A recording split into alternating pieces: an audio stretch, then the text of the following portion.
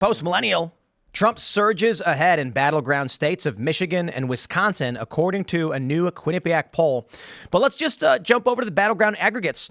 Donald Trump has improved by 0.2, and it's a pretty tight race, but battlegrounds are what matters. And for the longest time, Trump was at 0.1.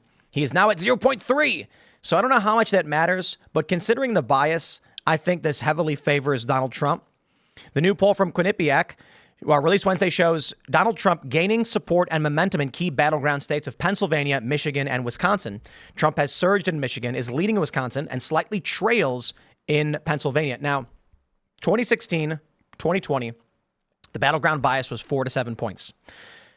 So we should assume that these polls are heavily biased in favor of Democrats, and you still need to make sure you're getting out there, you're voting, you're doing whatever it is you have to do. But take a look at the betting odds.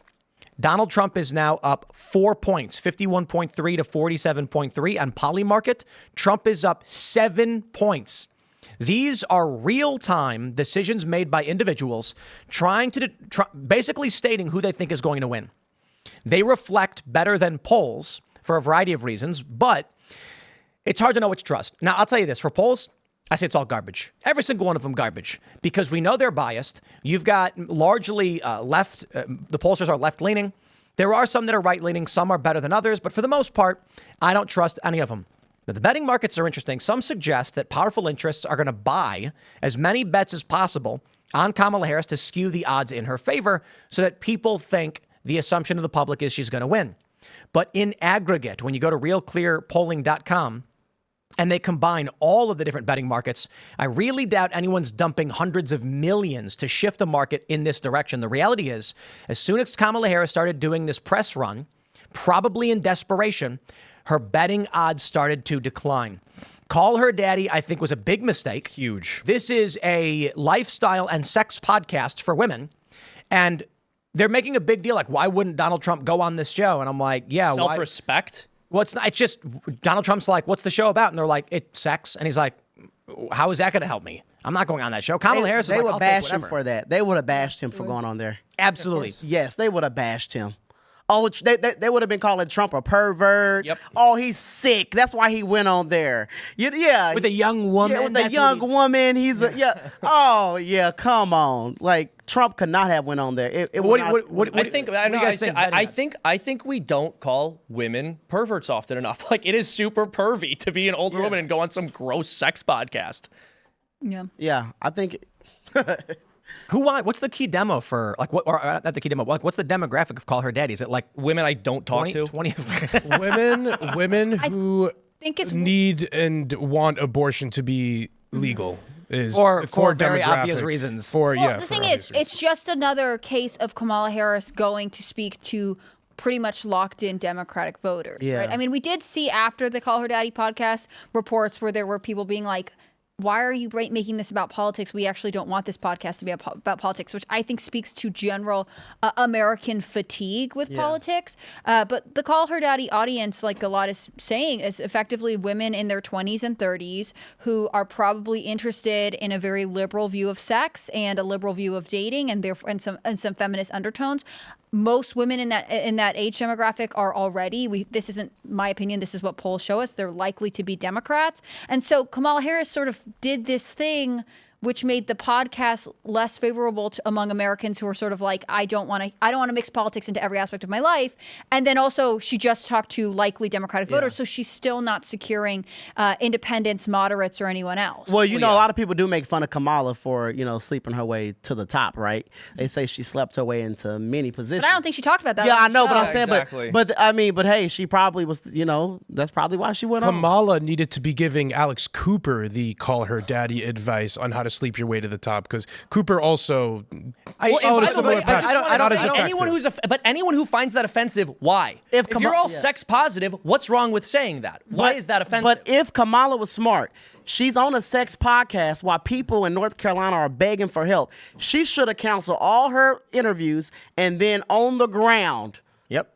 Acting like she cares. Mm-hmm. That would have looked good. Acting like she cares. Yeah, acting like she cares. Yeah. Would have looked exactly. I think turnout among women in particular and young women is going to be key for a Kamala Harris win in an upcoming election, and that's why it makes sense for them to double down. I think voter outreach is nobody cares about reaching to the other side anymore. Kamala Harris is trying to focus on the black voters. She's trying to focus on anybody essentially who is not an old white male and drive up her numbers in the black community, among women, among the youth. Except in Arizona, Muslims. where she is specifically going out and trying to win the Mormon vote. Mormons are famously both white.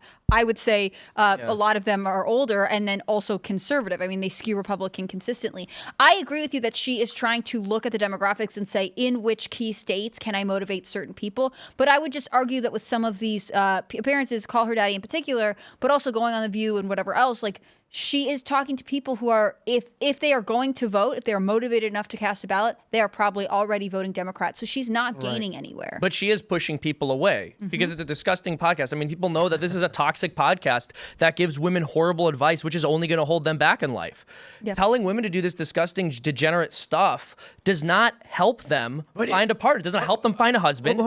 Let me ask you. Doesn't help them have a healthy family. Let me do something Bad for real their quick. lives. Let me do a Spotify top podcasts real quick, because I'm pretty sure it's like Tucker Carlson and Joe Rogan or something, right? Yeah. Up there. So Call Her Daddy is number 1, followed by Sean Ryan. What's the Sean Ryan show? I'm not familiar. It's a very big podcast. Former Navy SEAL, CIA contractor, founder of Vigilance Elite. We tell real stories about real people from all walks of life. We discuss the ups and downs, wins and losses, successes and struggles. So the reason I bring that up is the number 1 show among women is Call Her Daddy.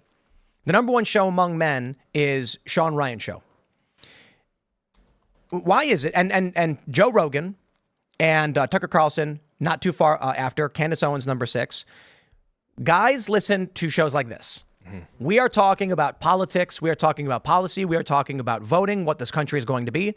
And women, and not all women, I'm not saying all women, but the most popular podcast for women with a female-dominated audience is Sexual Degeneracy. So as the woman expert here, let me speak over Hannah Claire about this. I believe the reason for that is because women are very interested in relationships, but in our disgusting backwards culture, people can only contextualize male-female relationships in the most degenerate, perverted sexual ways possible. Yep. And so that's basically all that there is for women to hear any kind of exploration of male-female dynamics. I agree with you, and I actually think this speaks to why so many women are interested in true crime. True crime is the examination of some legal components, right? And it can be brutal, but it's also like, why did people in this social group act a certain way? Why was this person psychologically drawn to commit this kind of crime? It really is about the look at the human experience. And I think that is ultimately something women are appealed to. I mean, women are social, empathetic creatures. I don't think that's bad. But to Seamus's point,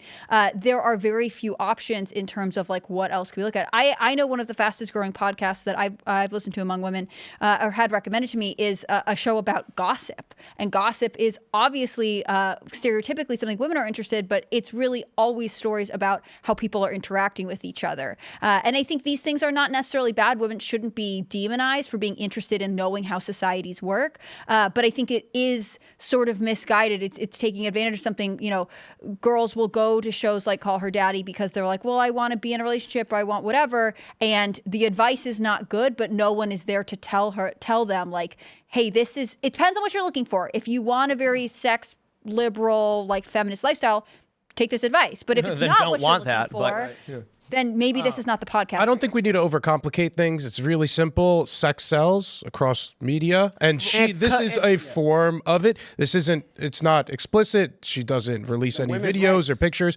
but she talks about the actions. And this is almost a female equivalent to porn. Women prefer romance novels, podcasts about sex. Men prefer the overt visuals about it. But it's a sort of equivalent to that. I also think Kamala's also one of the reasons Kamala is not likable, because she can't really talk about her personal life, right? She's married to Doug Emhoff, who's not deeply appealing.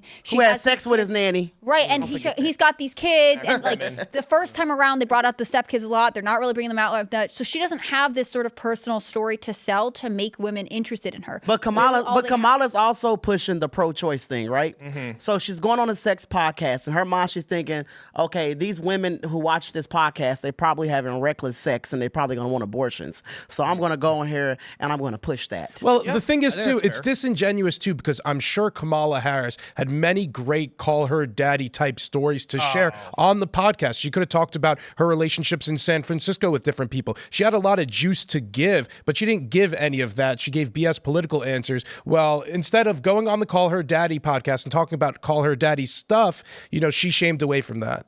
Yeah. Can you imagine if Donald Trump went on the Whatever podcast? Because that's basically the equivalent. If Trump just went on the I Whatever, disagree. he's like, you ran through No, 304. No, that's That is base. totally, yeah. No, that would be terrible. I don't think you should do that. You're a ran through 304. Thanks for checking out this clip from Timcast IRL. Make sure to watch the show live Monday through Friday at 8 p.m. Subscribe to this channel, and we will see you all there.